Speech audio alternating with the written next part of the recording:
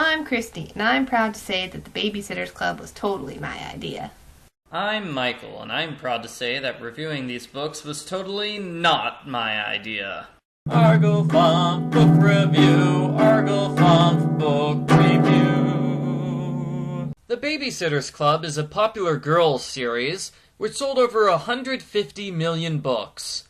It all started with Kristy's great idea, published in August 1986. This book is narrated by 12-year-old Kristy Thomas. She is, I'm trying to think of a nice way to say controlling and overbearing. She has a big mouth that sometimes gets her in trouble, and she loves telling other people what to do. The book begins with Kristy going home to babysit her 6-year-old brother. When she shows up at the house, he is crying because he wet his pants. How does Kristy react? I unlock the door. When David Michael gets like this, it's best to just sort of ignore his tears and pretend everything is fine. Ignore the crying child. Kristy, that is not the best way to start your book about babysitting. That night there is an emergency, and Kristy's mom needs a sitter for David Michael. She calls practically everyone in town, and Kristy gets a great idea. What if there was one place you could go to get all of the babysitters you want? That's right, people. Kristy invents Craigslist. No, wait. I think there was some guy named Craig. Anyway, Kristy's great idea is the Babysitters Club. If you need a babysitter, you can call the club and get in contact with 4 different babysitters. Oh, so convenient! Kristy tells the idea to her best friend, Marianne Spear. Marianne's father is very strict, and he has all sorts of rules like no phone calls at night. So instead of calling Marianne, Kristy sends the message into her room using flashlights and Morse code. Yeah, her dad will never notice random flashing lights outside. The third member of the Babysitters Club is the girl who lives across the street, Claudia Kishi. Claudia has a personal phone line, so they decide to hold meetings in her room. The fourth member is Stacey McGillis, a blonde girl who just moved in from New York. Stacey and Claudia are the mature members of the group, since they both wear bras and like boys. They also wear hideous clothing. I mean, stylish clothing. The book takes great care to describe every single outfit Claudia and Stacey wear, because apparently that's important. Claudia offers Stacey some candy, but she says she can't eat it because she's on a diet. Kristy gets overly aggressive about this because she thinks Stacey is anorexic. Yeah, telling girls when they can and can't diet. Let me know how that works out for you, Kristy. The group peacefully nominates officers, and I am positive that Kristy is lying to the readers here. The nomination scene really looked like this. I declare myself the Empress of the Babysitters Club. Shouldn't we vote on it first? No, it was my idea, so I am in charge. Whatever, I'm gonna go eat a salad. You cannot go on a diet without my permission. Maybe Kristy is mad because of her family situation. Mom hasn't done a lot of dating ever since Dad walked out on the family 5 years ago, but she's currently seeing a man named Watson. Kristy hates Watson for pretty much no reason. Kristy's big mouth lands her in trouble when she openly insults him and is sent to her room. I got to my feet. I'm sorry, Watson, I mumbled. I walked out of the kitchen and started up the stairs. When I was halfway up, I yelled over my shoulder, I'm sorry you're such a terrible father. Then I ran to my room and slammed the door.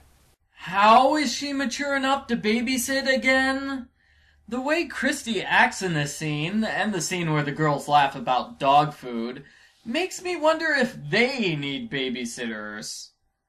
The girls hand out a bunch of flyers, and the book skips over their Monday meeting because, The Wednesday meeting is about the ad they placed in the local newspaper. It is the 5th ad in the 3rd column. Man, they will be rolling in calls now! The first official meeting takes place on Friday. Every single phone call they get is described in detail because it's fascinating. 3 of the girls get a job, A fourth call comes in after the meeting ends, and Kristy power trips because Claudia took the job without consulting Kristy first. The next 4 chapters describe the first 4 babysitting jobs. Kristy goes to babysit for Pinky and Buffy, and she is shocked when it turns out that they are dogs, not children. Ho ho, how wacky! Claudia has, oh no. Why are they forcing us to read Claudia's handwriting? This is a bad idea which hurts my eyes. Anyway, Claudia has problems because she was told there would only be 1 child when there are 4. Stacey draws little hearts on her eyes. Keep in mind, Stacey is supposed to be the mature one. She babysits at Kristy's house, where she meets Kristy's older brother Sam. Romantic sparks fly as they immediately crush on each other. Mary Ann babysits for Watson's kids, who are not as bad as Kristy thinks. Speaking of Watson, he proposes to Kristy's mother. But he didn't ask Kristy's permission first! Clearly, he is not the right man for Kristy's mother. She says she will wait a week before deciding whether or not to marry him. In my experience, that means no. At the next meeting, the babysitters decide to have a pizza party. The party quickly falls apart. Stacey can't eat pizza because she has to go to New York. Mary Ann can't go because her strict father won't let her spend money on pizza. And Claudia can't go because she's in major trouble for not doing schoolwork. For goodness sakes, Claudia, it's the 2nd week of school! How are you that far behind?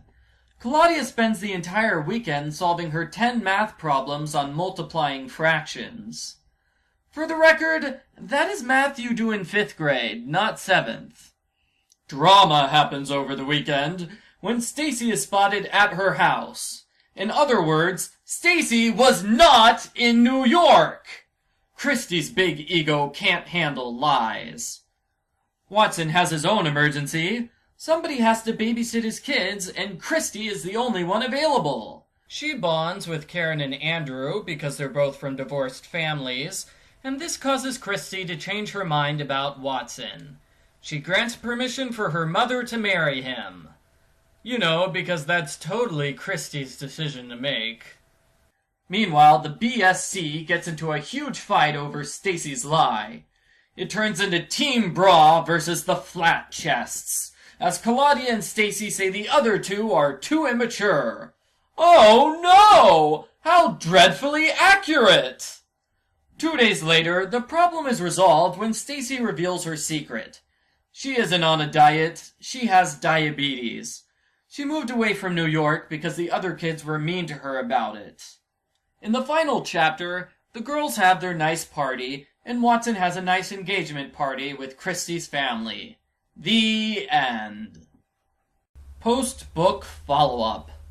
Before I do anything else, I'd like to point out that the second cover for this book has a picture of the first Nancy Drew book on it. Which reminds me, watch my Nancy Drew book review videos. They're fun. Okay, shameless plug over. This book does a good job in terms of introducing the various characters and the premise of the Babysitters Club. I think the main problem with the book is that it tries to cover everything, and as a result, the story jumps around too much. For example, the book could easily have survived without 40 straight pages of describing everyone's first babysitting job.